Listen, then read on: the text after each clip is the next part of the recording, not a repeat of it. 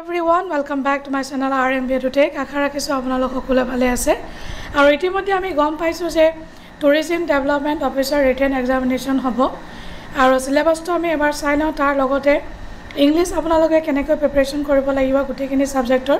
যেহেতু বেছি সময় নাই তো প্ৰথমতে আমি চাওঁ যে যেটো ইংলিছ পাৰ্ট আছিলে 150 মাৰ্কছ আছে 3 ঘণ্টা সময় ডেসক্ৰিপটিভ হ'ব ইংলিছৰ কাৰণে মই আগতেও কৈছোঁ আপোনালোকে SP বাক্সি বা ৰেন এণ্ড মাৰ্টিন কিতাপখন ল'ব পাৰে ৰেন এণ্ড মাৰ্টিন আৰু SP বাক্সি এই দুখন কিতাপ খুব ভাল বা RS আগৰৱালা কিতাপখনো ভাল প্ৰথমটো কথা হ'ল প্ৰেছি ৰাইটিংটো ইনে তেনেকুৱা ইমান প্ৰব্লেম নাই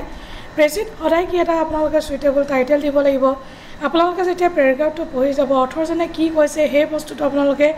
এবাৰ চাব আপোনালোকে নিজৰ ফালৰ পৰা কোনো ধৰণৰ একো ফ্যাক্টছ এণ্ড ফিগাৰছ এড নকৰিব প্ৰেছিত সদায় অথৰজনে কি কয় আপোনালোকে হেতুৱে লিখিব লাগিব নিজৰ ফালৰ পৰা কোনো ধৰণৰ পইণ্ট এড নকৰিব আৰু নৰ্মেলি 1/3 আপোনালোকৰ হ'ব লাগে যিমান ৱৰ্ড দিব তাৰ পৰা 1/3 আপোনালোকে কৰিব লাগিব প্ৰেছি মানে কি প্ৰিসাইজ ইন আ সামাৰাইজ ফৰ্ম আপোনালোকে গোটেইখিনি লিখিব লাগে আৰু প্ৰথমতে আপোনালোকে পেৰাগ্ৰাফটো পঢ়ি যিখিনি ইম্পৰ্টেণ্ট পইণ্ট সেইখিনি আন্ডাৰলাইন কৰিব বা আপোনালোকে সাইডত লিখি যাব কি ইম্পৰ্টেণ্ট পইণ্ট থাকে আৰু এইখিনিৰ পৰা আপোনালোকে পঢ়ি যাওঁতে এটা সুইটেবল টাইটেল ভাবি ৰাখিব আৰু 1/3 আপোনালোকৰ গোটেই শব্দৰ যেটো হয় টোটাল 1/3 হ'ব লাগে টোটাল ৱৰ্ড কাউণ্টৰ 1/3 হ'ব লাগে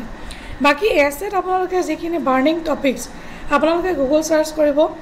গুগল সাৰ্চ কৰাৰ পিছত আপোনালোকে বাৰ্নিং যিবিলাক টপিকছ আছে যিখিনি বৰ্তমান সময়ত এতিয়া আমাৰ সমাজত চলি আছে সেই টপিকবিলাক আপোনালোকে ল'ব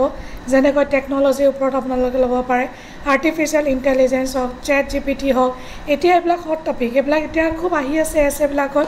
কাৰণ টেকনলজিৰ ওপৰত খুব আহিব ডিজাস্টাৰ মেনেজমেণ্ট ফ্লাড এইবিলাক তেনেকুৱা ধৰণৰ টপিক আপোনালোকে চাই যাব পাৰে নেক্সট ইম্পৰ্টেণ্ট পইণ্টটো হৈছে ৰিপৰ্ট ৰাইটিং কেনেকৈ লিখিব লাগে ৰিপৰ্ট ৰাইটিঙত আপোনালোকে নিউজ পেপাৰ পঢ়িলে হয়তো আপোনালোকে দেখিছে সদায় এটা হেডিং থাকে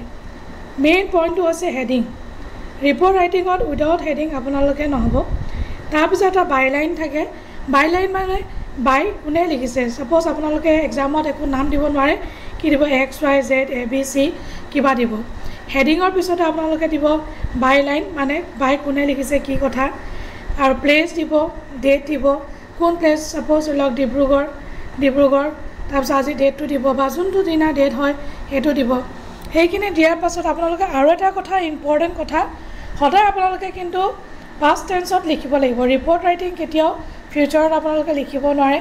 বা আপোনালোকে প্ৰেজেণ্টত নহয় পাষ্টত কাৰণ আপোনালোকক পেৰাগ্ৰাফটো যি দিছে সেয়া আপোনালোকে ক'ব লাগিব আৰু আপোনালোকে নেৰেশ্যন হয়তো পঢ়িছে নেৰেশ্যনত আপোনালোকে যেটো ডাইৰেক্ট স্পীচ নাই ইনডাইৰেক্ট স্পীচ সাপোজ এজন অথৰে কি ক'ব বিচাৰিছে বা কি কৈছে হেতু আপোনালোকে ইনডাইৰেক্ট স্পীচত লিখিব লাগিব ইনডাইৰেক্ট স্পীচ আৰু এক্টিভ ভয়েস নহয় পেসিভ ভয়েসত headline byline place date past tense এই কথাবিলাক আপোনালোকে মনত ৰাখিব লাগিব বাকি গ্ৰামাৰ পৰ্চনটো সব আহি গ'ল প্ৰিপজিশন ডিটাৰমিনাৰ্ছ তাৰপিছত আপোনাৰ এৰৰ্ছ এইবিলাক গোটেইখিনি কাৰেকশ্যন এই গোটেইবিলাক আহি যাব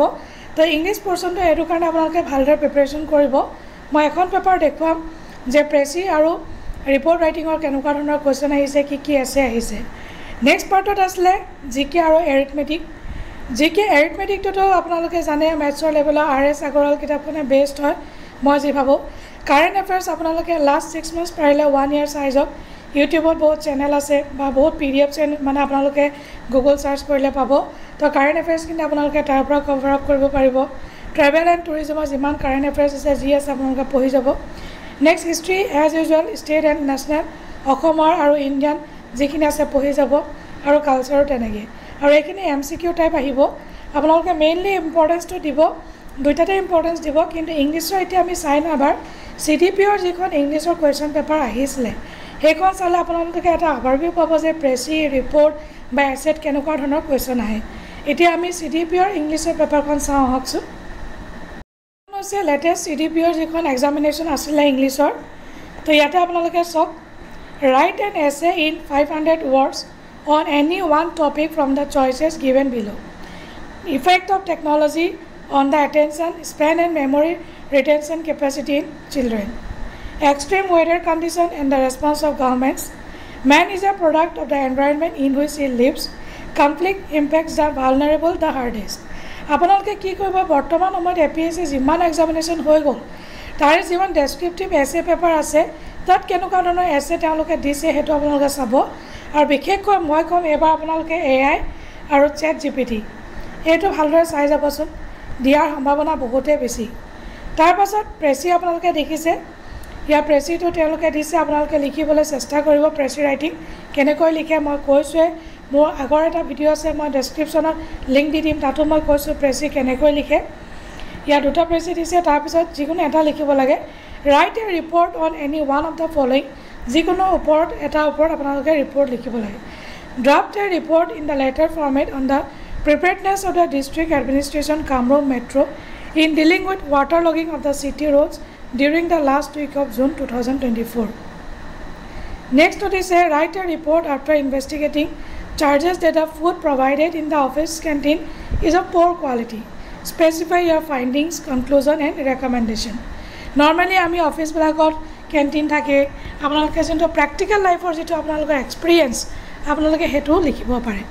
সো এইখিনি আছিল যদি ভিডিওটো আপোনালোকে ইনফৰমেটিভ বুলি ভাবিছে তেতিয়াহ'লে এটা লাইক কৰি দিব মোৰ চেনেলটো সাবস্ক্ৰাইব কৰিব নাপাহৰিব আৰু যিমান পাৰে সিমান ভিডিওটো শ্বেয়াৰ কৰিব নাপাহৰিব তো আজিলৈ আহোঁ thank you so much bye bye take care জয় হিন্দ